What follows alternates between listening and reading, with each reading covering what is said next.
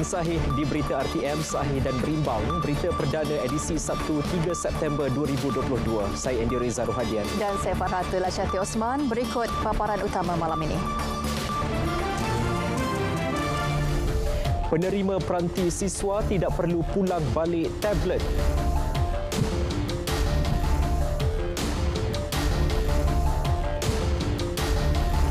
RM100,000 perniagaan tempatan dapat manfaat program JMKM di dagang.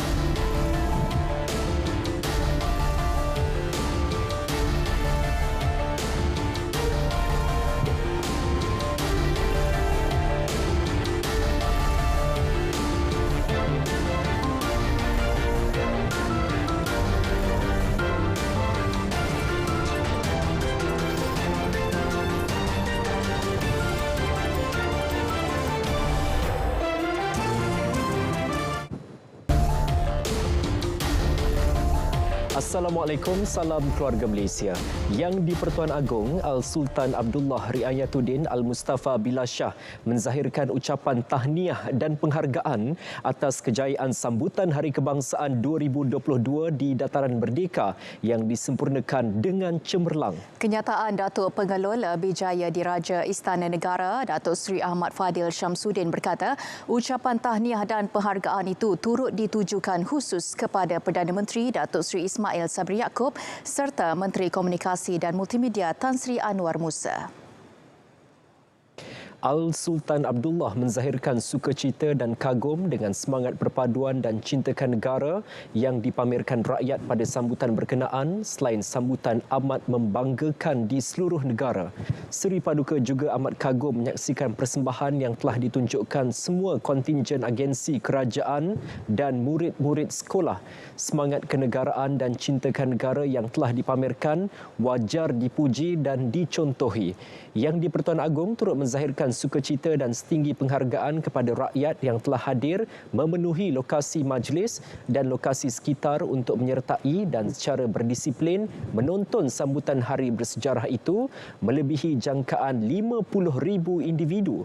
Seri Paduka menzahirkan harapan semoga semangat tersebut yang secara langsung mencerminkan keagraban rakyat pelbagai kaum dapat memperkukuhkan lagi keharmonian negara. Baginda turut menzahirkan harapan agar ia juga dipamer dan diteruskan dalam memperingati dan meraihkan Hari Malaysia pada 16 September ini.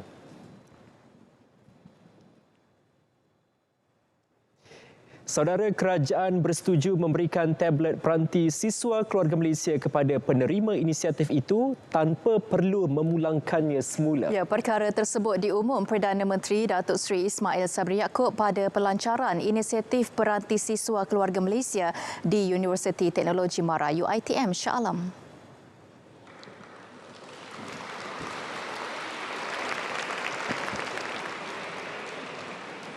Justru pada hari ini, sukacita saya mengumumkan bahawa kerajaan bersetuju untuk memberikan terus tablet berjenama ini kepada penerima peranti siswa. Jadi tak perlu pinjam, tak perlu pulang balik, kerajaan bagi terus kepada penerima-penerima peranti siswa. Keputusan itu diambil atas cadangan yang dibuat dalam sesi pertemuan antara Menteri Komunikasi dan Multimedia Tan Sri Anwar Musa bersama Wakil Majlis Perwakilan Pelajar pada 15 Ogos lalu. Sebelum ini, pengumuman inisiatif peranti siswa menggunakan konsep guna pakai, iaitu mahasiswa perlu menyerahkan semula peranti setelah tamat pengajian. Sementara itu, Perdana Menteri berkata kerajaan juga bersetuju untuk memanjangkan tempoh pendaftaran pakej remaja keluarga Malaysia bertujuan memastikan lebih ramai golongan pelajar dan remaja memperoleh akses internet untuk pembelajaran dalam talian dari rumah tanpa kekangan data. Sementara itu, penerima peranti siswa keluarga Malaysia berasa teruja dan berterima kasih atas sumbangan kerajaan. Mereka akui ia memberi manfaat besar dan akan menggunakannya sebaik mungkin. Saya sangat gembira dan Terus nak terima kasih kepada MSU dengan Perdana Menteri. Itu. Saya sangat happy lah sebab dapat bantuan ni sebab dia banyak memberi faedah kepada mahasiswa kan. So saya sangat bersyukur lah dapat ni. Terima kasih PM. Saya sangat terima kasih kepada Perdana Menteri kerana beri saya tablet ni dan dia memberi sebanyak manfaat lah kepada kami semua. Terima kasih. Benefit yang saya dapat ni saya rasa lagi bagi mudah dekat saya, so saya boleh serve lagi banyak benda saya belajar and maklumat tentang belajar dengan lebih dalam. Terima kasih kepada Perdana Menteri dan kerajaan kerana memberi ni kepada mahasiswa dan mahasiswi yang B14 yang terpilih. Saya sangat bertuah sebab dipilih untuk mendapat tablet ni dan akan berusaha untuk belajar lebih sungguh-sungguh dan akan menjaganya dengan baik. Terima kasih. Boleh buat rayuan. Menteri Komunikasi dan Multimedia Tan Sri Anwar Musa berkata permohonan peranti siswa keluarga Malaysia secara dalam talian yang gagal akan dirujuk kepada Majlis Persatuan Pelajar di institusi masing-masing untuk tindakan susulan. Jika ada kes-kes rayuan. Kes-kes rayuan yang gagal permohonan secara online, kita akan merujuk kepada persatuan-persatuan pelajar atau persatuan mahasiswa untuk membantu kita membuat perakuan terutama sekali dari segi pengesahan tahap pendapatan keluarga kalau sekiranya data-data asas yang kita gunakan mungkin tidak tepat ataupun telah ada perubahan-perubahan, maka rayuan-rayuan juga tetap akan diproses. Sementara itu untuk fasa yang kedua masih lagi dibuka sehingga ke akhir bulan ini. Dalam pada itu, pengagihan peranti siswa bagi fasa 1 akan diselaraskan bersama IPT di seluruh negara secara serentak agar semua pemohon yang lulus mendapat manfaat secepat mungkin. Pengagihan peranti siswa dilaksanakan secara berperingkat bagi memberi peluang kepada pelajar baharu yang menerima tawaran ke universiti pada suku kedua tahun ini. Dalam pada itu, Tan Sri Anwar memaklumkan kaedah pemilihan tender bagi program peranti siswa keluarga Malaysia ditambah baik. Kaedah tender pembekalan terbuka diguna pakai sekaligus membolehkan kerajaan melakukan penjimatan dan meluaskan capaian pemberian. Kita dapat buat beberapa penjimatan dalam bila kita buat tender terbuka dan tender itu sangat kompetitif saya tengok. Jadi kita ada dapat beberapa penjimatan dan daripada penjimatan itulah kita dapat perluaskan mereka yang dapat menerima sampai ke pelajar-pelajar tingkatan 6 hasil daripada penjimatan yang telah dapat dilakukan. Dalam kata lain, kita optimumkan penggunaan siling belanjawan yang telah diluluskan kerana kita mendapat harga yang kompetitif. Peranti yang dibekalkan ini kalau diikutkan harga pasaran jauh lebih tinggi daripada harga yang kita dapat dalam tender terbuka. On top of that ada additional apparatus termasuklah keyboard, stylus, cover yang mana kalau kita beli model yang sama di pasaran perkara itu tak ada. So kita ada peranti yang latest model plus dia punya accessories dan kesemuanya adalah accessories original bagi brand yang berkenaan, tidak OEM. Jadi pelajar dapat yang terbaik yang ada dalam pasaran, itu yang penting. Dan waranti dalam pasaran biasanya hanya setahun. Untuk program kita, kerana kita membeli pukam, kita mendapat waranti 2 tahun. Dan itu juga memberi advantage kepada siswa-siswi kita. Program jualan murah keluarga Malaysia @Didagang dilancarkan hari ini. Menerusinya, 100,000 perniagaan tempatan bakal memperoleh manfaat dengan jangkaan jualan kasar melebihi 1.5 bilion ringgit melalui 5 juta transaksi. Tan Sri Anwar berkata 17 rakan platform digital menawarkan promosi dan insentif mampu beli kepada rakyat bermula bulan ini hingga Disember depan. Kita telah menetapkan, jawatankuasa telah menetapkan pembelian online ini hanya untuk warga negara sahaja. Yakni mereka perlu memasukkan data kewarganegaraan, yakni IC. Mana pembelian diskaun ini hanya untuk warga negara sahaja. Dan satu transaksi dihadkan kepada RM500 untuk mendapat RM100 nilai diskaun. Tujuannya supaya lebih ramai orang dapat menerima kemudahan ini. Beliau berkata demikian dalam sidang media selepas menyempurnakan Majlis Pelancaran Jualan Murah Keluarga Malaysia @D Dagang di Plaza Shah Alam, Shah Alam.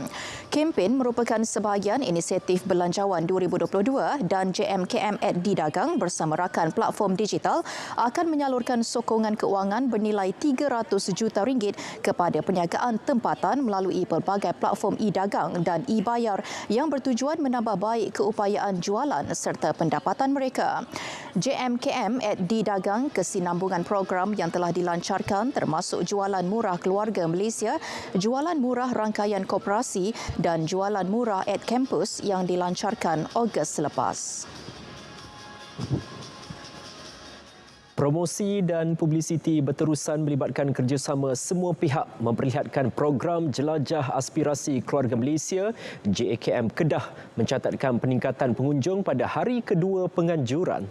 Dengan perkembangan positif itu, dijangkakan edisi ke-9 itu dapat mencapai sasaran 100,000 pengunjung. Setiausaha Bahagian Kanan Pengurusan Kementerian Komunikasi dan Multimedia Mazlan Muttalib berkata, tidak mustahil jumlah pengunjung edisi kali ini adalah tertinggi. Terima kasih kepada semua yang dapat berbagi dan nampak gayanya kita buat ni kehadiran betul ramai yang Kedah sebab bukan hari 4 semalam dah hari yang lebih ramai lagi. Alhamdulillah dijangkakan rekod pengunjung terbesar yang daripada Sarawak mungkin dipecahkan di Kedah kali ini sebab di Sarawak 8,000 pengunjung. KCOM berperanan sebagai pengerusi jawatankuasa promosi dan publisiti, manakala Kementerian Pembangunan Luar Bandar sebagai Kementerian Peneraju. Dalam pada itu, Ketua Setiausaha Kementerian Pembangunan Luar Bandar, Datuk Ramlan Harun memaklumkan jelajah berkenaan berjaya menarik kehadiran lebih 50,000 pengunjung pada hari pertama.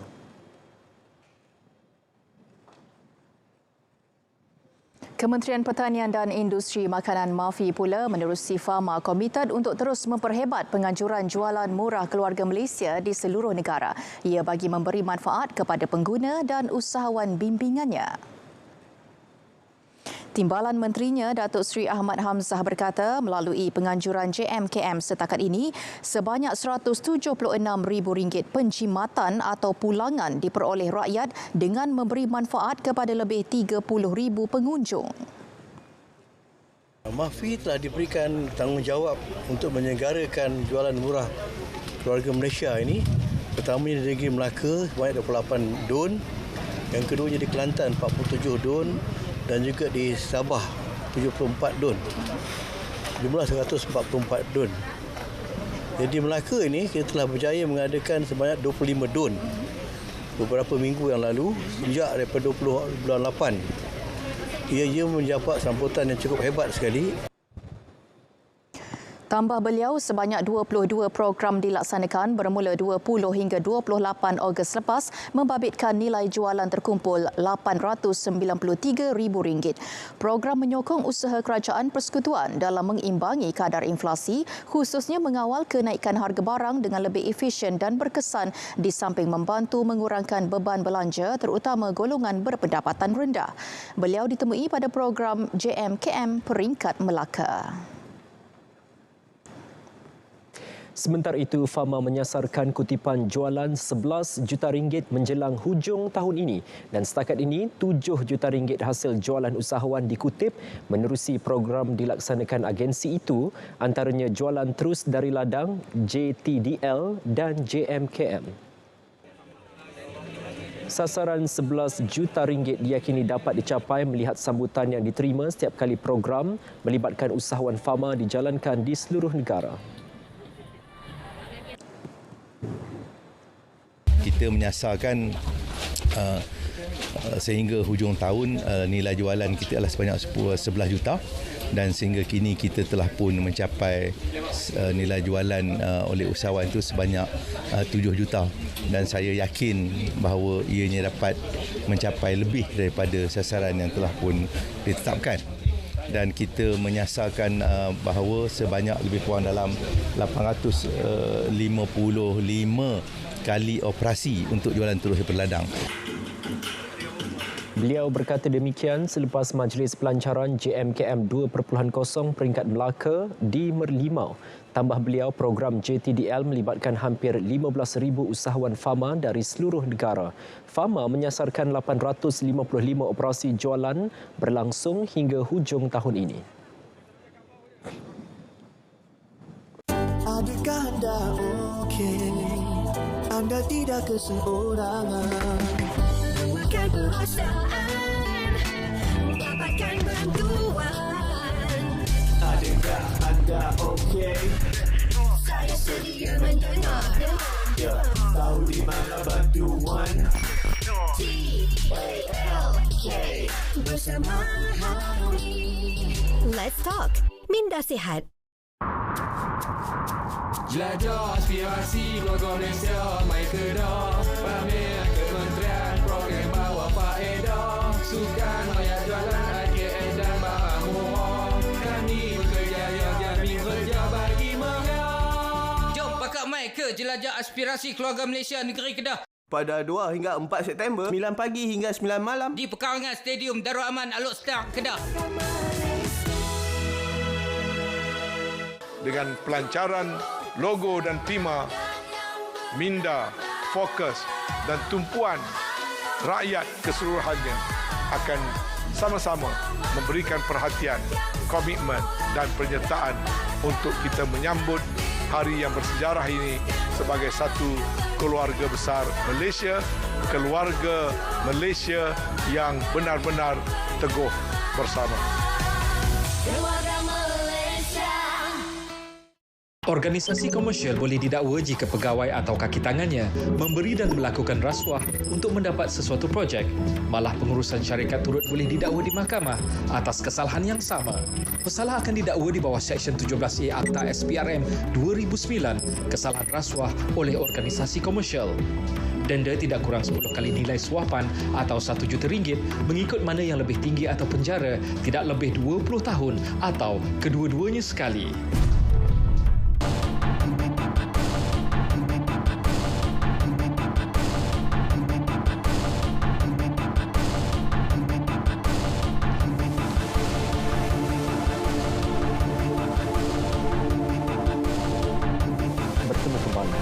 Pelaksanaan 5G di Malaysia kekal seperti yang dirancang meskipun dua pengendali rangkaian mudah alih MNO mengambil keputusan untuk tidak mengambil kepentingan dari Digital Nasional Berhad DNB. Menteri Komunikasi dan Multimedia Tan Sri Anwar Musa berkata, susulan itu, rundingan dengan 4 lagi MNO akan diteruskan dan dijangka selesai dalam tempoh 2 minggu. Kita mengekalkan timeline perancangan yang sedia ada, yakni roll out seboleh-bolehnya pada bulan ini, walaupun kemungkinan rundingan kalau sampai akhir September, awal Oktober kena ada roll out. Saya tidak mahu bertangguh dan saya tidak mahu kerana 1-2 syarikat mengubah pendirian rancangan kerajaan roll out 5G tergendala. So kita on track, kita kekalkan on track. Beliau berkata demikian selepas melancarkan kempen jualan murah keluarga Malaysia at Di Dagang di Shah Alam. Kementerian Kewangan menggalakkan syarikat pelaburan berkaitan kerajaan GLIC untuk menunjukkan kepimpinan pada inisiatif kepelbagaian, ekuiti dan keterangkuman DEI bagi pembinaan negara dan pembangunan sosio-ekonomi. Menterinya Tengku Datuk Seri Zafrul Tengku Abdul Aziz berkata, kepimpinan itu termasuk mewujudkan persekitaran yang boleh menggalakkan akses saksama kepada pekerjaan berkualiti tinggi dan jawatan kepimpinan tertinggi untuk semua bakat tanpa mengira jantina dan latar belakang. So I will also urge institutional investors to take DEI seriously. So I mentioned the GLICs, but obviously there are many other large institutional investors who can, cut and paste the same principles to their investing companies. So, for example, the Malaysian Code for Institutional Investors could be updated to mirror the Code of Corporate Governance. Beliau berkata demikian dalam majlis dialog anjuran 30% Club. Beliau menambah penyelidikan telah menunjukkan bahawa dengan dasar kepelbagaian serta menggalakkan equity dan keterangkuman bukan sahaja memacu penghasilan keputusan yang lebih baik tetapi juga pengurusan pihak berkepentingan yang lebih baik. Ia sekaligus mengurangkan risiko utama dan membangunkan daya tahan entiti yang turut menyumbang kepada pembangunan negara. Lebih ramai pekebun kecil diseru menyertai Koperasi Penanaman Sawit Mampan KPSM. Menteri Perusahaan Peladangan dan Komoditi Datuk Zuraida Kamarudin berkata ia bagi memudahkan Lembaga Minyak Sawit Malaysia MPOB untuk memantau dan membantu menyelesaikan permasalahan yang dihadapi. Ini adalah kaedah yang memang kementerian bersama Malaysia Palm Oil Board mengusahakan untuk agar penanaman sawit kecil ini bergerak sebagai satu kumpulan kluster dan itu dalam kelompok koperasi. Jadi ini memudahkan untuk kementerian dan juga MPOB menguruskan penanam kebun kecil ini.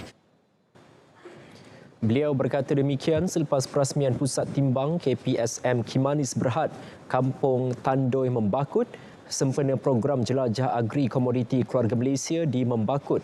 Setiap KPSM diberikan geran pembinaan berjumlah RM200,000 bagi menampung kos penyediaan tapak, pembinaan platform dan pembelian jambatan timbang.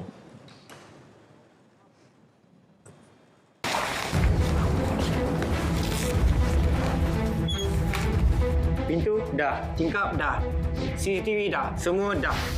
Sayang, nak macam ni? Ada banyak kat luar. Siapa? Kita kena halang mereka dari masuk.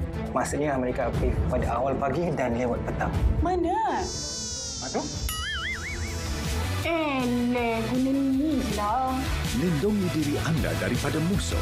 Gunakan perlindungan yang sesuai. Bukan saja membantu mempromosi perumahan untuk segenap lapisan masyarakat tetapi juga bagi melihat ekosistem sektor perumahan secara holistik.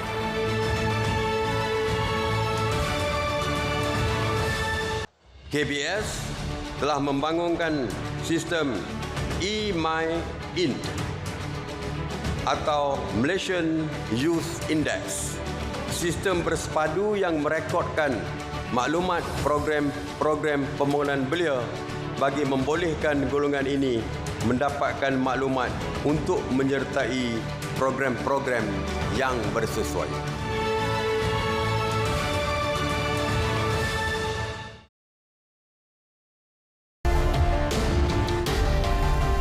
Kementerian Pengajian Tinggi tidak akan campur tangan dalam siasatan video tular calon ijazah Doktor Falsafah PhD Universiti Malaya UM yang mendakwa hasil penyelidikannya diambil penyelia tanpa kebenaran. Menteri Datuk Seri Dr. Nuraini Ahmad berkata, kementerian menyerahkan sepenuhnya isu itu kepada pengurusan UM serta pihak polis untuk menjalankan siasatan. Setiap universiti jelasnya mempunyai kuasa autonomi masing-masing untuk menjalankan siasatan dalaman.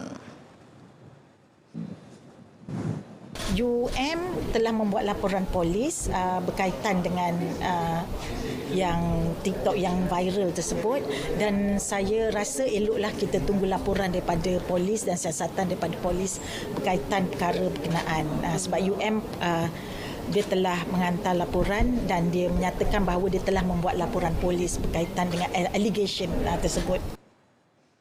Pengurusan UM juga telah menghantar laporan berhubung dakwaan pelajar berkenaan kepada kementerian bersama laporan polis.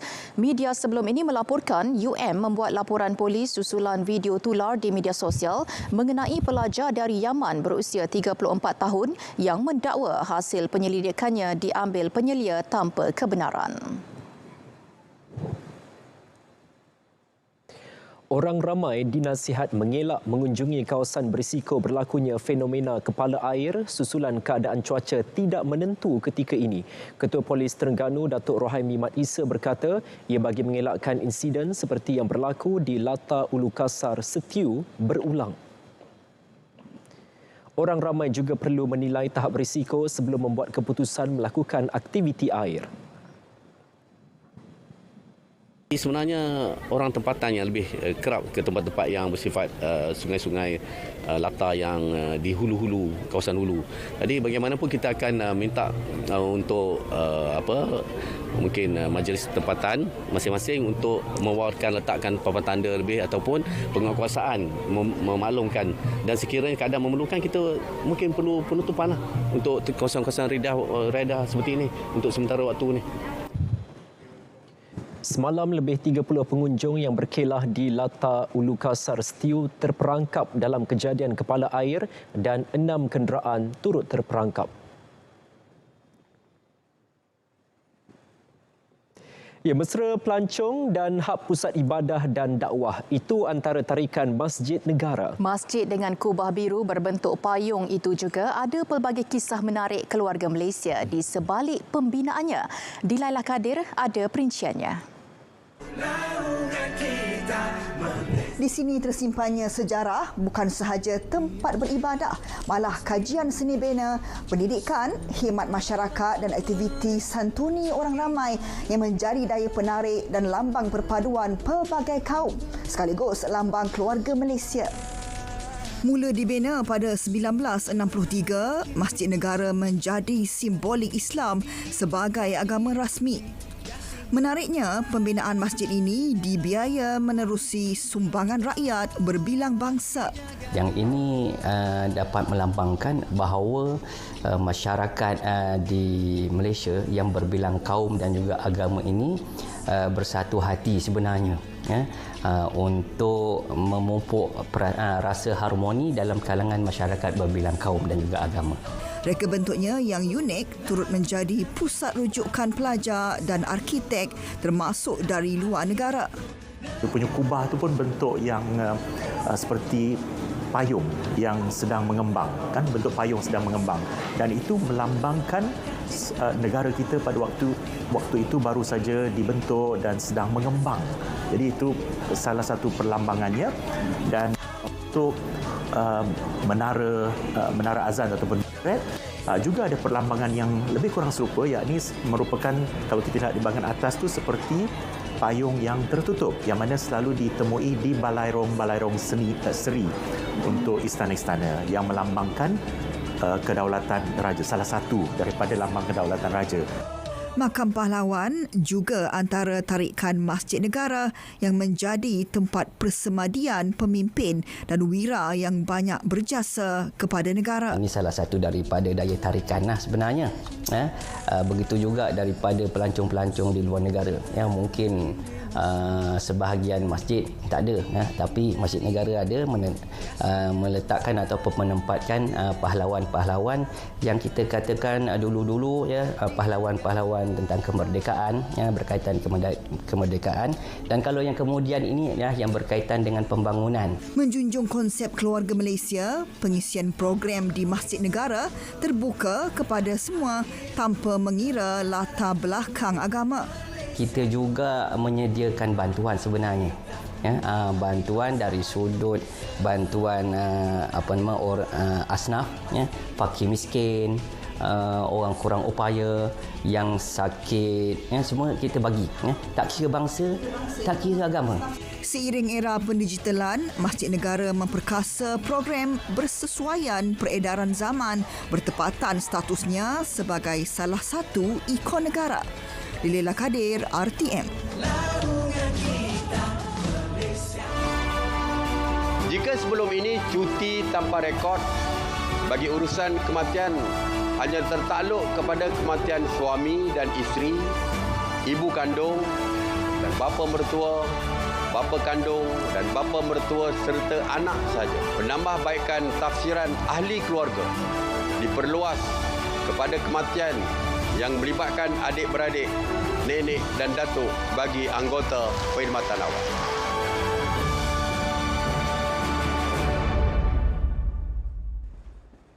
Bertemu kembali dalam berita perdana. Saudara, sebentar tadi telah masuk waktu solat fardu isyak bagi Kuala Lumpur dan kawasan-kawasan yang sewaktu dengannya. Selamat menunaikan solat isyak.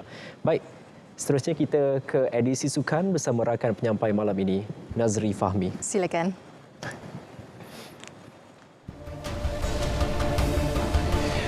Perdana Menteri umum bantuan buat Yakib. Dua atlet Jiu-Jitsu negara tempur nama di pentas antarabangsa.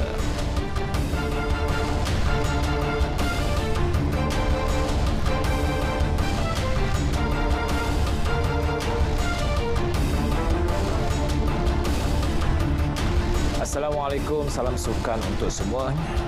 Kita bukan dengan perkembangan sukan ini terlebih dahulu. Yayasan Kebajikan Atlet Kebangsaan Yakib menerima bantuan berjumlah RM3 juta daripada kerajaan bagi tahun 2021 dan 2022. Sumbangan itu diumumkan Perdana Menteri Datuk Seri Ismail Sabri Yaakob bagi membantu Yakib membela nasib kira-kira 3,000 ahlinya. Bismillahirrahmanirrahim. Menurut Perdana Menteri, sumbangan tersebut dijangka dapat membantu Yakib menjalankan peranan membantu bekas-bekas atlet negara dari segi bantuan perubatan, bencana dan perniagaan kecil.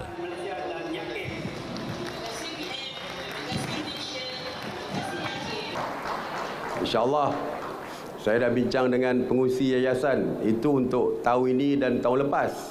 Tahun depan ada lagi. InsyaAllah kita akan bagi.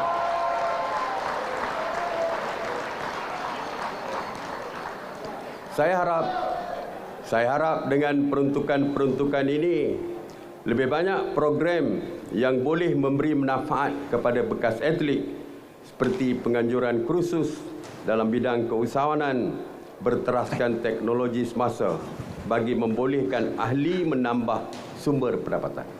Beliau turut meminta Menteri Belia dan Sukan Datuk Seri Ahmad Faizal Azumu mengenal pasti satu kawasan untuk membina Wisma Yakib. Jadi, eloklah Yang Berhormat Menteri tengok tanah-tanah tersebut supaya sebahagiannya boleh diberikan kepada Yakib untuk pembinaan Wisma Yakib. Beliau ditemui pada Mesyuarat Agung Tahunan ke-7 Yakib di Ibu Negara.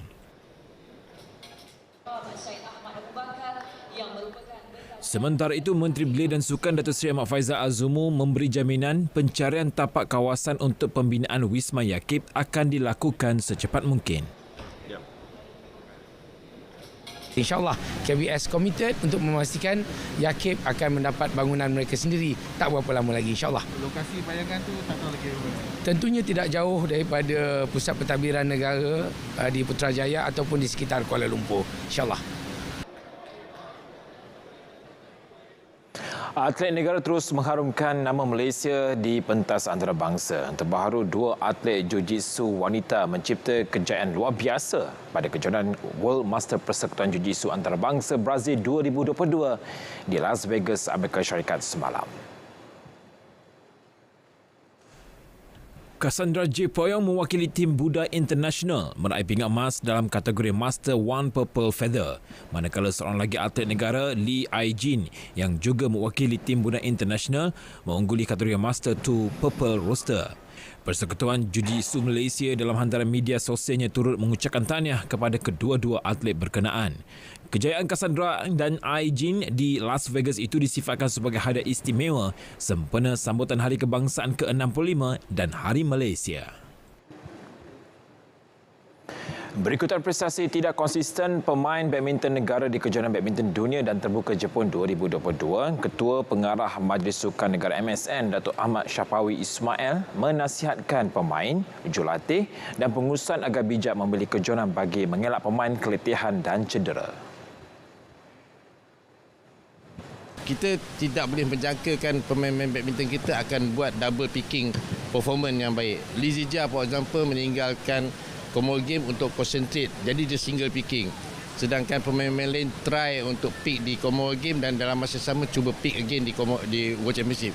Apatah lagi dengan Japan Open yang selepas World Championship. Jadi kita kena faham proses of conditioning proses dalam competition period yang pack ataupun yang back-to-back competition. Selepas kejohanan badminton dunia yang menyaksikan gandingan Aaron Chia dan So Woo-hee muncul juara kategori berguru lelaki di Tokyo, tiada wakil negara melepasi saingan suku akhir dalam saingan terbuka Jepun selepas itu. Sementara itu, susulan kejayaan bergelar juara dunia, pelbagai ganjaran dan insentif diterima bergu badminton lelaki negara Aaron Chia dan So Ho Yik. Bagi Aaron yang berasal dari Batu Berendam Melaka, imbuhan dari Kerajaan Negeri Melaka pula kini menanti. Ketua Menteri Datuk Seri Sulaiman Muhammad Ali berkata, kerajaan negeri tidak pernah melupakan jasa anak kelahiran Melaka yang mengharumkan nama negeri dalam mana-mana pertandingan. Pemain itu pernah menerima imbuhan sebelum ini ekoran kejayaan membawa pulang piala gangsa Olimpik di Tokyo 2020. Aaron dan Woyik juga masing-masing bakal menerima RM150,000 setiap seorang daripada Persatuan Badminton Malaysia BAM selain RM50,000 menerusi sumbangan penaja. Ahad lepas, Aaron dan gandingannya So Ho Yik mencipta sejarah sebagai pemain Malaysia pertama merangkul gelaran dunia. Ia sekaligus menamakan penantian 45 tahun Malaysia apabila menewaskan pasangan berpengalaman dari Indonesia Muhammad Hassan dan Hendra Setiawan pada final bergu lelaki di Tokyo. Sukan pemotoran, perlumbaan pusingan kedua kejohanan Superbike Malaysia MSBK 2022. Pelumba Bonsiu Honda Racing Team Azra Hakim Anwar mencipta impak pantas dalam penampilan sulung dalam kategori 1000cc selepas menguasai perlumbaan pertama di litaan antarabangsa Sepang SIC. Azra juga berjaya mengenepikan nama besar lain seperti Kasma Danika Asmayuddin dan Azan Shah Kamruzaman yang menamakan perlumbaan masing-masing di kedudukan kedua dan ketiga. Bermula di petak pertama, pelumba berusia 23 tahun itu bagaimanapun dipintas Azan Shah dan Zakwan Zaidi seawal selekoh pertama. Azra bagaimanapun kembali merampas kedudukan pendahulu pada pusingan kelima dan menamakan perlumbaan 0.880 saat di depan Kasma Daniel. Saya tak expect pun saya boleh habiskan race dengan berada di atas podium. Menang pula tu. Saya ingat saya nak at least fight dalam kelompok mereka, stay dalam tu okey untuk first experience. Tapi syukur Alhamdulillah saya mempunyai pace yang sangat bagus daripada diorang. Dan kalau boleh saya nak keep momentum ni dekat race besok race Sungai Listrik. Azra sebelum ini bersaing dalam kancah 600cc pada pusingan pertama. Perlumbaan seterusnya akan berlangsung esok.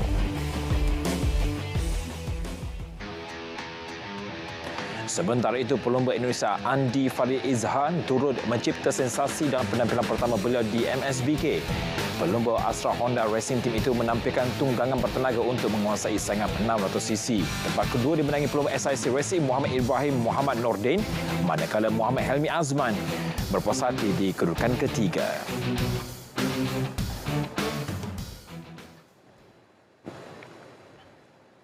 Yang di-Pertuan Agong Al-Sultan Abdullah Yaduddin Al-Mustafa Bilal Shah berkenan mencemaduli menonton perlawanan akhir Piala Sultan Pahang 2022 antara Semantan Troopers FC dan Pasir Pekan FC di Stadium Darul Makmur Kuantan petang tadi. Pada perlawanan julung kali itu, menyaksikan pasukan Pasir Pekan FC dari Kelantan muncul juara selepas menewaskan Semantan Troopers FC 2-1. Selepas tamat perlawanan, baginda kemudian berkenan menyampaikan hadiah wang tunai berjumlah RM20,000 kepada Pasir Pekan FC bersama piala serta medal. Manakala Semantan Troopers FC menerima hadiah wang tunai berjumlah RM10,000 selaku tempat kedua dan KRU FC dari Kuala Lumpur meraih tempat ketiga membawa pulang wang tunai RM5,000 berserta medal. Turut berangkat pada perlawanan itu anak anda baginda pemangku Raja Pahang Tengku Hasanal Ibrahim Alam Shah dan Tengku Arif Bendahara Tengku Muhammad Iskandar Yatuddin Shah. Selain itu turut mengiringi baginda Menteri Besar Datuk Seri Wan Rosli Wan Ismail serta Bersama Esko Kerajaan Negeri. Baginda sebelum itu berkesempatan berangkat ke Karnival Bola Sepak Akar Umbi bawah 12 tahun yang diadakan sempena Piala Sultan Pahang 2022 di Padang Sintetik Majlis Bandaraya Kuantan. Sepanjang minggu lalu, arena sukan tanah air diwarnai dengan pelbagai pencapaian membanggakan oleh atlet negara. Paling mencuri tumpuan sudah tentunya kejayaan bergu lelaki negara Aaron Chia dan So Ho Yik yang merangkul juara dunia di Tokyo sekaligus menjadi hadiah paling istimewa sempena Hari Kebangsaan yang disambut pada 31 Ogos lalu. Kita ikuti sorotan mingguan sukan disediakan oleh Alif Ashraf Kamano. Peluang. Itu dia. Lakaran sejarah baharu Sukan Negara diukir Erincha Sowoyik apabila menamatkan penantian selama 45 tahun untuk bergelar juara dunia pertama dari Malaysia di Tokyo, Jepun.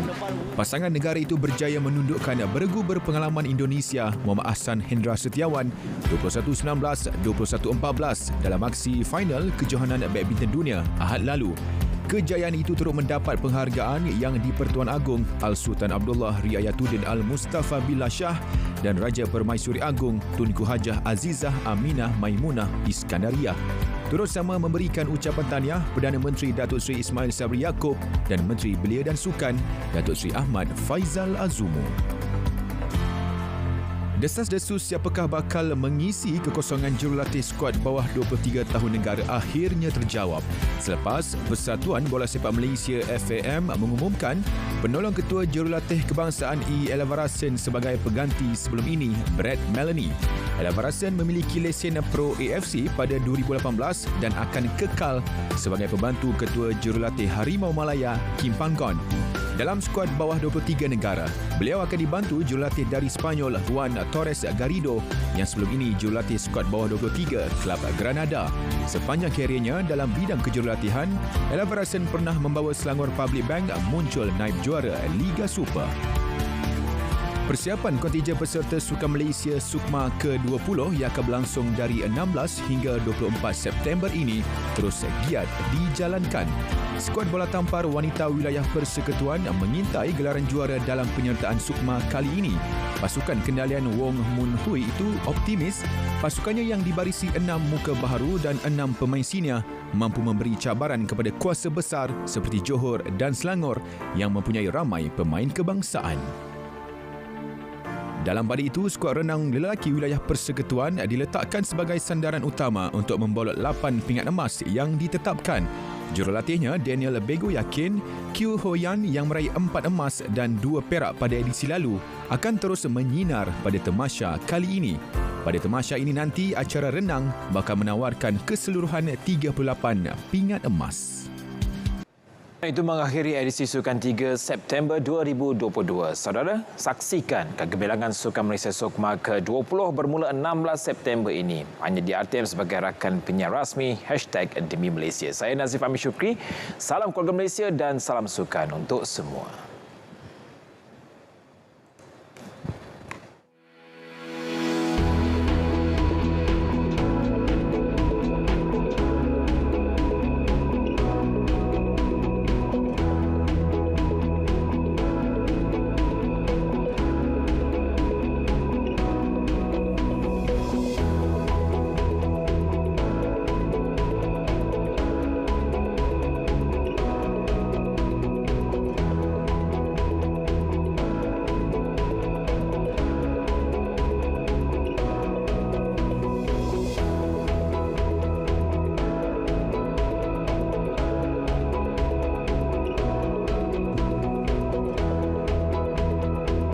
Bermula dengan rentak marching atau muzik khusus berkawat, kini penciptaan lagu bergenre patriotik lebih kontemporari seiring peredaran zaman. Ya, paling utama, lagu seumpama itu diperkuatkan lagi dengan lirik yang berjaya menyemai semangat kekitaan dan kenegaraan. Ikuti laporan Sazwani Samsu.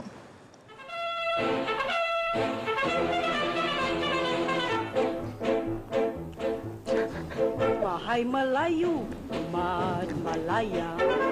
Berawal dengan rentak marching pada era 50-an bagi membangkitkan semangat ketika acara perbarisan, penghasilan muzik bergenre patriotik terus diserasikan dengan lirik yang seiring situasi semasa bermula pada era 80-an sehingga kini agar mudah dijiwai masyarakat. Okey, tengok lagu tanggal 31. Dulu march tanggal 30 kan lagu march, tapi saya bawa disco sama Sulaiman nyanyi macam mana sama sekarang. Betul lah, bila-bila pun nak pakai ini, bisa tak pakai yang marching tu. Pemungkinan lagu patriotik untuk zaman terkini yang mudah meresapi pada anak-anak muda, kerana kita berada dalam generasi terdahulu 70-an, 60-an, 70-an, dan zaman itu lagu dan juga usia kita seiring. Tapi apabila zaman berkembang, kita mesti melihat, kita tidak boleh memikirkan kepada kita, usia kita dewasa untuk memaksa generasi terkini menghayati. So, sebagai seorang yang penerbit lagu-lagu patriotik, saya melihat kepada pentingnya satu evolusi. Lagu-lagu dihasilkan punya melodi yang kuat yang dapat menarik anak-anak muda. Nukilannya terus dipelbagai menggunakan konsep berbeza agar kekal malar segar. Sebenarnya lagu patriotik baik dulu sehingga sekarang, dia punya utamanya ialah menyerap semangat kenegaraan, kekitaan. Dan sebab itu liriknya berkisar kepada ke arah penyatuan, kehidupan yang harmoni, berbilang kaum dari dulu sampai sekarang. Cumanya dulu kita kenal lagu patriotik melalui muziknya, lagu marching, ini lagu patriotik. Tapi sekarang kita hanya kadang kita kenal lagu patriotik melalui liriknya saja.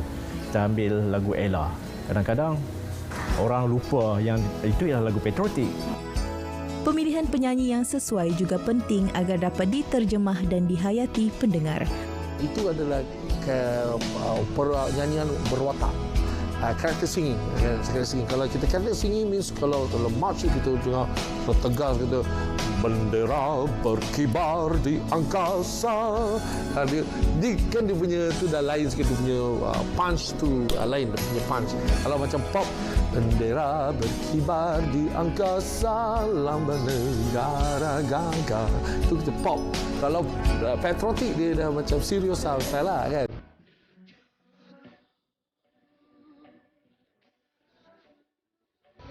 Lebih 6 dekad terus berevolusi seiring perkembangan zaman.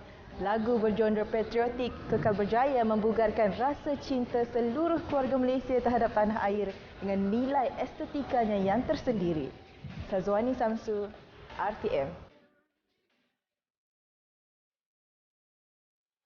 Farah, Terengganu bukan saja terkenal dengan makanan yang sedap-sedap dan pulau yang sangat indah dan cantik, tetapi negeri itu juga memiliki sungai yang cantik dan bersih. Ya, Ronda-Ronda Keluarga Malaysia kali ini berkongsi sungai menarik di hulu Terengganu yang digelar Little Amazon kerana keindahan alam semula jadinya. Kita saksikan.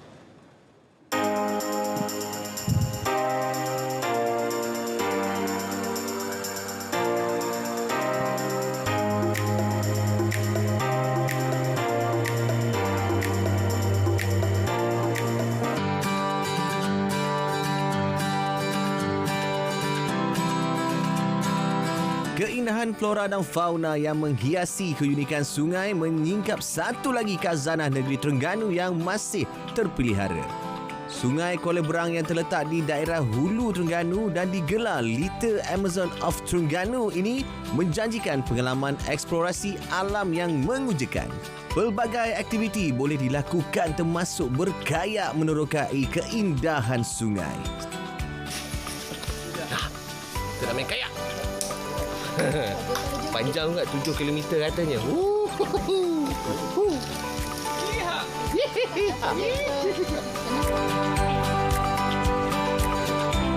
Perjalanan bermula dari Pengkalan Jerat Semata seawal 9 pagi dan pastinya anda terpesona dengan pemandangan indah sepanjang perjalanan.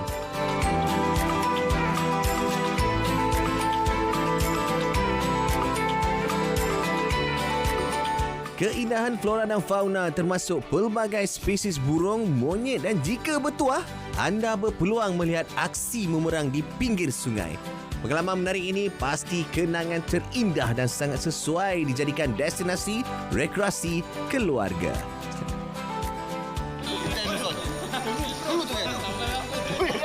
Ada kayu, ada kayu. Ada kayu, ada kayu. Banyak.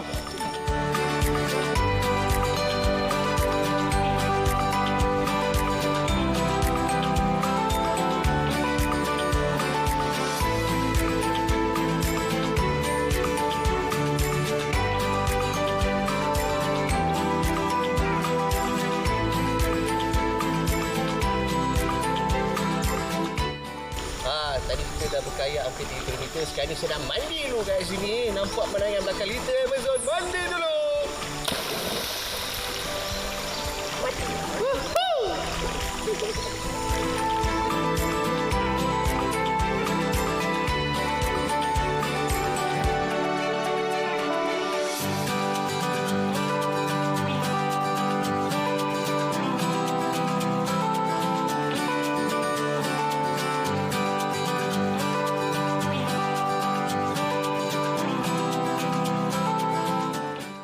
Bagi yang tidak biasa berkaya, anda akan dibantu dan ditemani pemandu tempatan dari permulaan hingga ke penamat eksplorasi. Pastinya 2 jam berkaya menyelusuri keindahan Little Amazon of Terengganu. Pasti pengalaman yang tidak akan anda lupakan.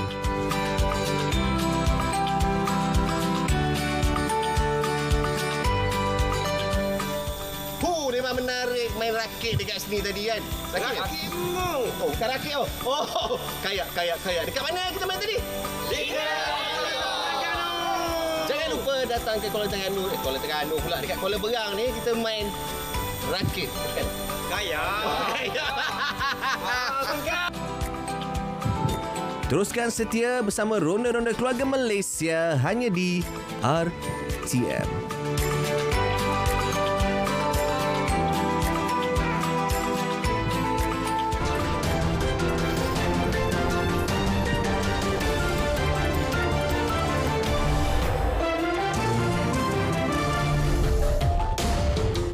Ya, tak pernah berlaku di sini tapi sering kali berlaku di beberapa negara. Ya, membonceng motosikal beramai-ramai bukan 2, bukan 3, tetapi 7 penumpang untuk satu motosikal. Jangan tiru aksi ini. Kita saksikan dalam hashtag.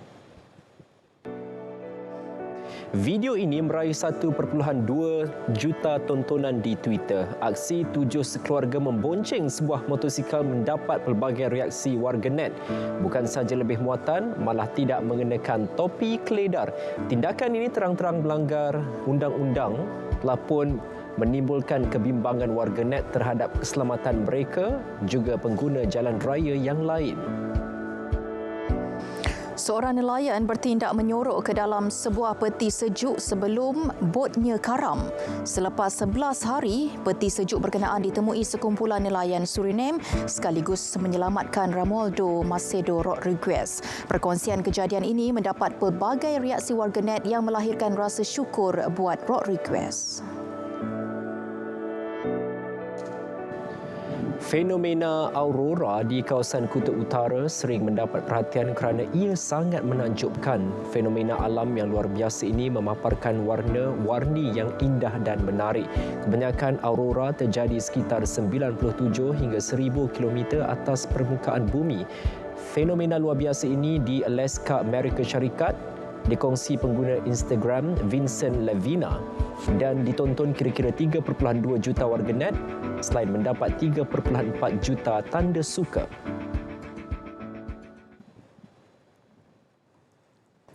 Saudara, berita perdana edisi Sabtu 3 September 2022 berakhir di sini. Dapatkan perkembangan sahih sepanjang masa melalui portal berita.rtm.gov.my. Semarakkan sambutan Bulan Kebangsaan dan marilah kita sama-sama kibarkan jalur gemilang dengan itu. Assalamualaikum. Dan salam keluarga Malaysia.